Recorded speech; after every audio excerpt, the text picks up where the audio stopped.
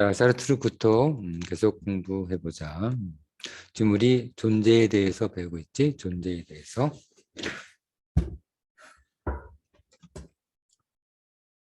독학자는 이미 의심스러운 표정으로 나를 보고 있다. 선생님은 저와 생각이 다르십니까? 네.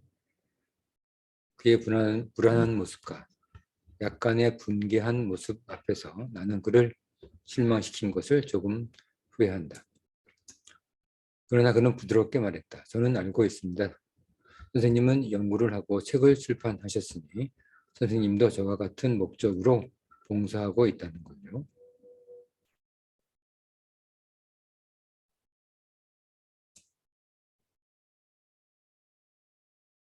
맘대로 생각하네. 나의 책, 나의 연구, 바보 같은 녀석.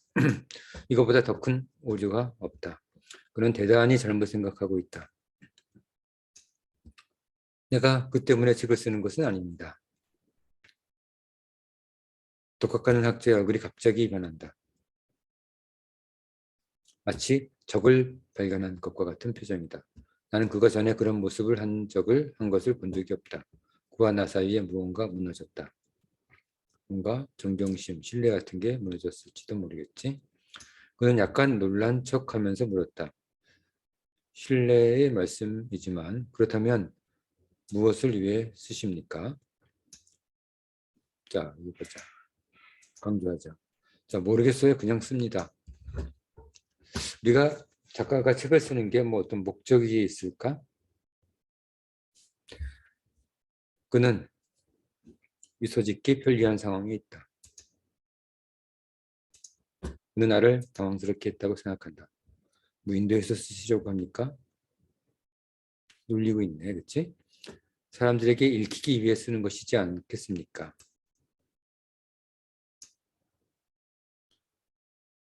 좀 비꼬고 있네, 그렇지?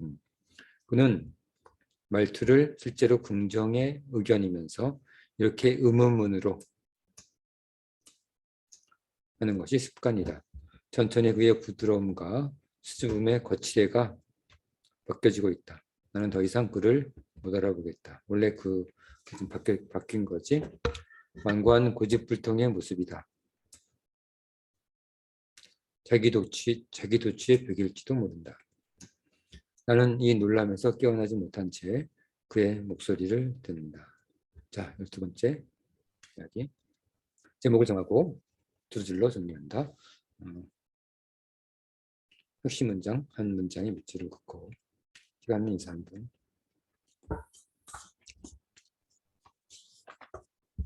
자, 다 했지? 다음 보자. 13번째 이야기.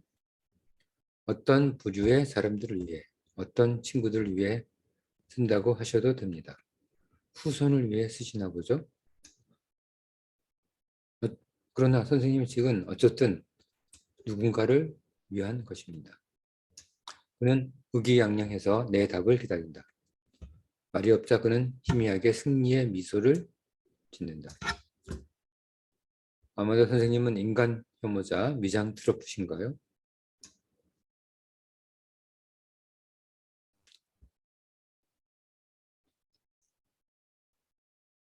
나는 그가 무엇을 원하는지 안다. 요컨대 그는 내게 매우 작은 것을 원한다. 단지 외형만이라도 인정을 받고 싶은 것이다. 그러나 감정이다. 내가 그의 말을 인정하면 독학자가 이기게 되고 그렇게 된다면 하나에서 10까지 그는 나보다 유리한 위치에 서서 이기려 할 것이다. 왜냐하면 기운이 생긴 휴머니즘은 모든 인간의 태도를 한꺼번에 잡아당겨 자기 것으로 녹여 흡수해버리려 하기 때문이다. 그렇다고 만일 정면으로 휴머니즘에 맞서면 그들의 또 다른 함정에 빠지게 된다. 휴머니즘은 자신의 맞서고 반대하는 생각들을 먹고 산다. 상식과는 반대이다. 완고하고 속이 좁고 사기꾼 같은 생각들은 항상 휴머니즘과의 싸움에서 패배한다. 휴머니즘은 자신을 반대하는 모든 저항과 폭력과 행위를 소화해서 자신의 최고 림프액, 소화액이지 만들기 때문이다. 반주지주의, 반이학파, 신비주의, 염세주의,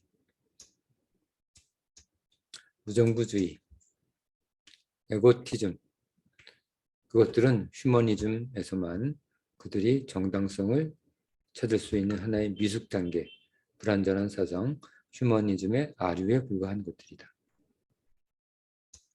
이런 것들은 다 휴머니즘의 아류들, 반주지주의, 안약파. 미장트로프도 이들의 콘서트에 참여하고 있다. 인간 혐오주의. 미장트로프 또한 이들 연주회에 끼어 모든 음의 부조화에 필요한 또 다른 불협화음일 뿐이다. 그런데 미장트로프도 분명 사람이다. 따라서 어떤 의미에서 휴머니스트는 또한 미장트로프이어야 한다. 그러나 휴머니스트들은 증오의 능력을 제어할 수 있으며 나중에 인간을 더 사랑하기 위해 인간을 미워하는 과학적이고 혐오스러운 미장트로프다. 자, 한 문장 밑줄을 긋고 제목을 정하고 두 줄로 정리한다. 시간은 2, 3분.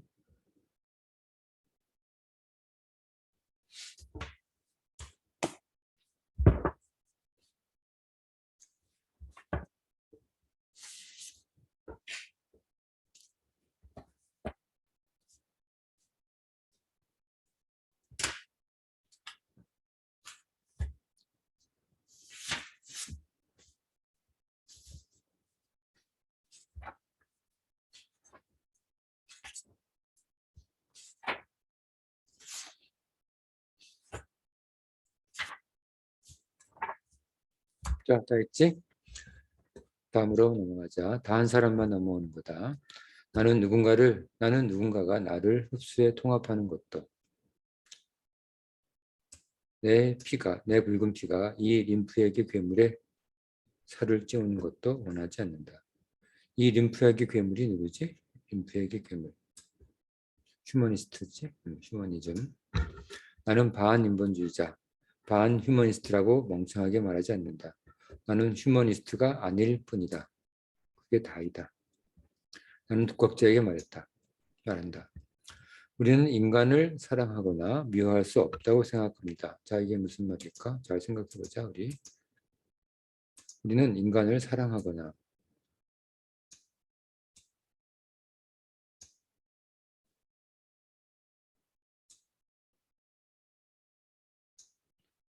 독학자는 보호자 같은 아늑한 시선으로 바라본다. 그는 자신이 말하는 것에 별로 주의를 기울이지 않는 것처럼 중얼거린다. 그들을 사랑해야 합니다. 그들을 사랑해야. 누구를 사랑합니까? 여기 카페에 있는 사람들을요? 물론이죠. 모두를 사랑해야 합니다. 누구를 사랑해야 합니까? 찾아보자. 강조해보자. 그들은 젊음으로 빛나는 한 쌍의 남녀에게로 시선을 돌린다. 사랑할 사람들이 거기에 있다는 듯이. 독학자는 다음으로 백발의 신사를 바라본다. 자, 모두를 사랑해야 한다고 얘기하고 있다. 자, 밑줄을 한 문장 긋고 제목을 정하고 두세 문장으로 두 줄로 정리한다. 시간은 2, 3분.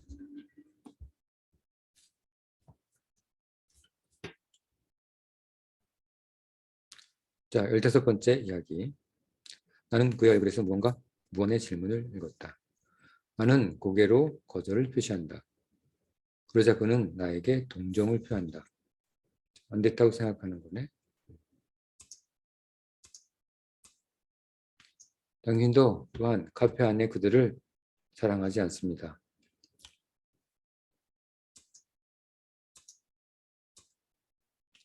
나는 깊이 생각한 게 아니라 나는 귀찮아져서 이렇게 말해버린다. 예, 선생님, 실례입니다만 제가 다른 의견을 말해도 괜찮겠습니까? 그는 다시 꽤 정중해졌다.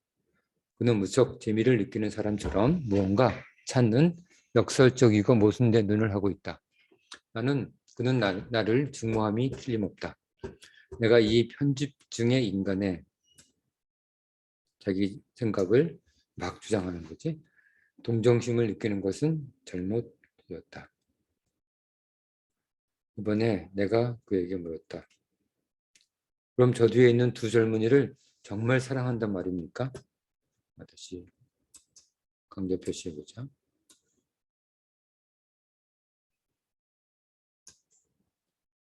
그는 그들을 다시 보고 생각한 후 의심스러운 투로 말했다. 선생님은 제가 그들을 알지도 못하는데 사랑한다고 말하기를 유도하시는군요. 실제로 나는 그들을 모릅니다. 사랑이 진실로 아는 것을 의미하나요? 그는 거만한 미소를 띈다. 그럼 당신은 무엇을 사랑합니까? 지금 우리 존재에 대해서 생각하면서 이런 대화를 들어보자. 그럼 당신은 무엇을 사랑합니까? 우리는 존재를 사랑해야 하는데 도대체 무엇을 사랑합니까? 저는 그들이 젊다는 것을 알고 있습니다. 난 그들의 젊음을 사랑합니다. 존재가 아니야. 존재를 사랑하는 게 아니라 관념, 관념, 사상 이런 것들을 사랑하는 거지. 젊음 말입니다, 선생님. 존재가 아니야. 루캉탱 이 노학자의 생각과 다르겠다, 그렇지? 그는 잠시 말을 멈추고 그들에게서 귀를 기울였다. 저들의 말을 이해하시나요? 알아듣다 뿐이겠는가? 청년은 자기 자신에 대한 주변 사람들의 호의에 꽤 대담해졌으며 큰 소리로 작년 르하브르 팀과 축구 경기에서 승리한 것에 대해 이야기하고 있다. 자, 밑줄을 한 문장에 긋고 제목을 정하고 전체 내용을 두 줄로 정리한다. 시간은 2, 3분.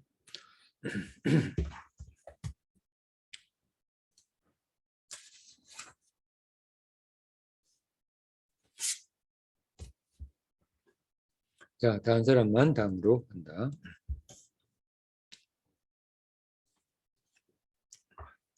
뭔가 이야기를 하고 있군요. 두껍게 말했다. 저에게는 잘 안 들립니다. 하지만 부드러운 목소리와 저음의 목소리가 들립니다. 목소리가 서로 교차하고 있는데 참 호감이 가는 목소리입니다. 그러나 불행히도 나는 그들이 하는 말이 잘 들립니다. 네? 그런 목소리라면 그들은 코미디를 하고 있는 셈이죠. 그런 목소리라면 참 부드러운 목소리와 저음의 목소리, 호감이 가는 목소리, 만약 그렇다면 코미디를 하고 있는 셈이죠. 젊음의 코미디겠죠. 그는 역설적으로 묻는다. 선생님, 실례입니다만 저는 코미디도 유용하다고 생각합니다. 젊음의 코미디를 통해 우리가 그들 나이로 들어갈 수 있으니까요. 나는 못 들은 척하고 계속 말했다. 당신은 그들에게 등을 돌리고 있습니다. 그래서 그들이 말하는 것을 들을 수 없습니다. 젊은 여자의 머리카락은 무슨 색입니까? 그는 당황한다. 자, 또 존재에 대해서 얘기하고 있다. 강조하자.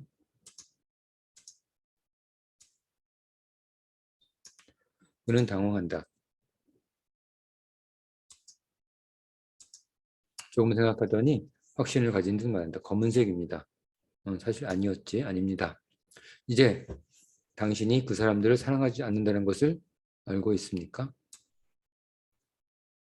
아마 당신은 거리에서 다시 만나면 결코 알아보지 못할 겁니다. 당신에게 그들은 상징일 뿐입니다. 젊음, 어떤 목소리. 당신은 그들에게 전혀 감명을 받지 않지요. 인간의 젊음, 남녀의 사랑.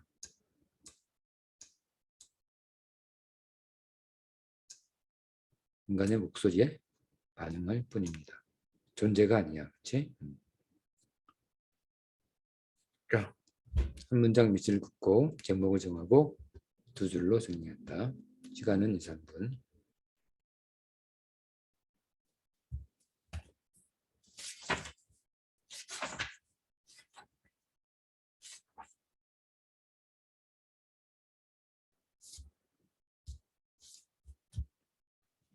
자, 보자. 17번째 이야기. 그렇다면 그런 것은 존재하지 않는 것입니까?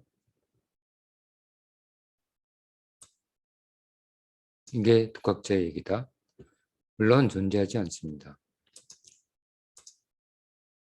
젊음도 성숙함도 늙음도 죽음도 이런 관념적인 것은 존재가 아니라는 거야. 단단하고 노란 독학자가 비난으로 가득 찬 뻣뻣한 얼굴을 하고 있다. 나는 그래도 계속했다. 그것은 당신 뒤에 빛이 탄산수를 마시는 늙은 신사의 경우도 마찬가지입니다. 나는 당신이 그 신사에게서 사랑하는 것이 성숙함이라고 생각합니다. 나이가 있지만 흘러가는 대로 내버려두지 않는 외모에 주의를 기울이는 성숙한 신사 아닙니까? 어떤 의미에서는 그렇지요. 그는 맞서듯 말했다. 하지만 그가 더러운 녀석이라고는 생각하지 않습니까? 자, 그런 실제 존재가 아닌 관념 속에서는 아무것도 싫지 않다는 얘기지. 그가 웃는다. 그는 내가 침착하지 못하다고 생각한다. 그는 회색 머리카락으로 덮인 잘생긴 얼굴을 본다. 그 성숙한 신사이지. 늙은 신사. 회색 머리카락으로 덮인 잘생긴 늙은 신사다. 하지만 선생님이 말한 대로 보인다 하더라도 어떻게 얼굴만 보고 판단할 수 있겠습니까? 쉬고 있는 동안 얼굴은 아무런 정보도 주지 않으니까요.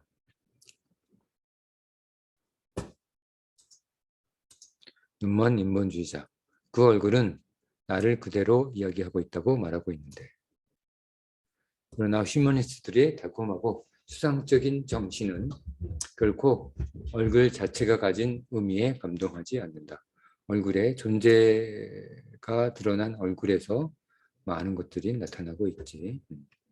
독학자는 말했다. 어떻게 인간을 규정하고 이것 또는 저것이라고 말할 수 있겠습니까? 누가 사람을 저 심연까지 파헤칠 수 있을까요? 누가 인간의 본성을 알겠습니까? 인간을 심연까지 파헤치다니.